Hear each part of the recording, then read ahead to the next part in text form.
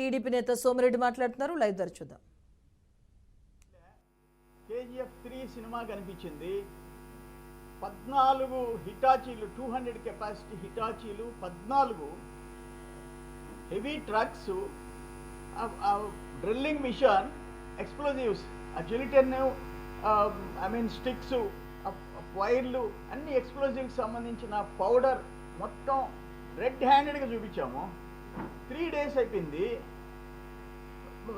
Electronic media వచ్చేసింది. GPS పెట్టి అవన్నీ ఎవిడెన్స్తో కూడా చీఫ్ సెక్రటరీకి, డీజీపీకి, డిఎంజీకి, అందరి కలెక్టర్, ఎస్పీతో ఫోన్లో మాట్లాడినా ఇట్లుందయా, ఇక్కడ ఎక్స్ప్లోజివ్స్ ఉన్నాయని చెప్పాం. అది గిరిజనులు వచ్చి వేడుకున్నారు, మా ఇళ్ళన్నీ పగిలిపోతున్నాయ్యా, ఆ శబ్దాలకి పిల్లలు వచ్చి భయపడిపోయినారు, మా మీద రాళ్ళు పడుతున్నాయని.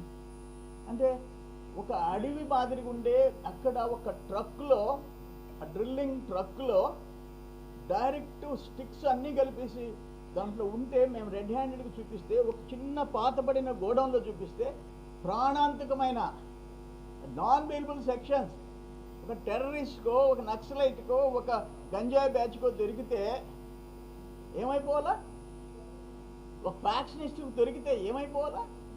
అంటే అసలు కలెక్టర్లు, ఎస్పీలు ఏమైపోయినాయి? ఐఏఎస్, ఐపీఎస్ బిళ్ళలు ఏమైపోయినాయి? వాటి పవర్ ఏమైపోయింది? ఇప్పుడు మేమేం చెప్పాలా? వాళ్ళ బాస్కి నెలకి 1-2 తేదీల్లో తాడేపల్లి ప్యాలెస్ పోతుంది, లోటస్ పాండ్కి పోతుంది, సిలికా పోతుంది, ఇది పోతుంది, ఆ పేరు చెప్పి ఊళ్ళు పంచుకున్నారు. సైదాపురం, రాపూరు, గూడూరు, పొదలకూరు మండలాలు అందరూ పంచుకున్నారు. మంత్రుల నుంచి, ఎమ్మెల్యేల నుంచి, ఇన్ఛార్జీలు ఊళ్ళు పంచుకున్నారు.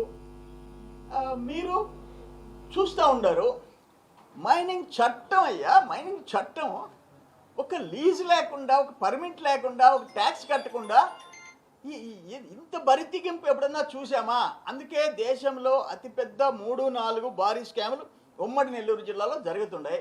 మేము తిరుపతి కలెక్టర్ తిరిగిపోయి విత్ GPS మ్యాప్స్ ఇచ్చాము, గూగుల్ మ్యాప్స్ ఇచ్చాము. ఇప్పుడు సిల్కాయ పంపిస్తున్నాం, హైకోర్టులో వేస్తాము. ఇవి నేను ఈ తాడిపత్రి ఇక్కడ కంప్లీట్ ఎవిడెన్సెస్తో డీజీపీకి, చీఫ్ సెక్రటరీకి మెయిల్ చేశా, డిఎంజీకి చేశా, కలెక్టర్, ఎస్పీలతో ఫోన్లో మాట్లాడా. ఆ రోజు నేను పోయి అది చూసిన తర్వాత నిజంగా ఇంత దోపిడీ, ప్రజల ఆస్తి దోచుకొని పోతుంటే దోపిడీ దొంగల్లాగా మనం చూస్తూ ఉండాలా పబ్లిక్ లైఫ్లోనే. అక్కడికక్కడ స్పాట్లో కూర్చున్నా. అయిపోయింది 4th day. ఈరోజు మార్నింగ్ వచ్చారు పోలీసు. ఆ ఇల్లీగల్ మైనింగ్ ఆపరు, హైకోర్టు ఆర్డర్స్, అక్కడ ఎక్స్ప్లోజివ్స్, ఆ పేలుడు పదార్థాలు సీజ్ చేయరు, కేసులు పెట్టరు. నేను ప్రశాంతంగా అక్కడ దీక్షలు చేస్తుంటే శాంతియుతంగా, పీస్ఫుల్గా, నోటీస్ ఇవ్వకుండా అక్కడికి వచ్చి మేము ఆ 3 days 4 days ఒక్క చిన్న డిస్టర్బెన్స్ ఉందా? వస్తున్నారు అందరూ. ఆ KGF 3, KGF బంగారు గనులది 2 సినిమాలు చూసాం, KGF 1, KGF 2. వచ్చిన వాళ్ళందరూ అయ్యా KGF 3 అంటే అదొక బ్యానర్ కట్టి చూపించాం. మొత్తం చూసుకుంటా పోయినారు, జనం పెరిగిపోయినారు. మీరు నన్ను అర్ధరాత్రి అరెస్ట్ చేస్తారా? ఎత్తి ఏదో ఒక దొంగనే తీసినట్టు వేస్తారా? కనీసం నోటీస్ ఇరా? మీరు అందరినీ పంపించేయండి, మీరు 5 మంది ఉండండి అని చెప్పి మీరు వచ్చి మేము 5 మంది మీరు నమ్మి పంపిస్తే మీ దీక్షకి మేము సపోర్ట్ చేస్తామని చెప్పి అసలు కనీసం ఒక నిమిషం మాట్లాడకుండా ఎత్తి లోపలేస్తారా? నేనేమన్నా దోపిడీ దొంగన? వాళ్ళ మాదిరిగా అక్కడ దోచుకునే దోపిడీ దొంగనే. అక్కడ హిజ్రాలు పాపము, ట్రాన్స్జెండర్స్, వాళ్ళు ఏంది ఒక పద్ధతైన వాళ్ళు, వాళ్ళ బతికేందో వాళ్ళు అందరినీ బాగుండాలని కోరుకునేవాళ్ళు.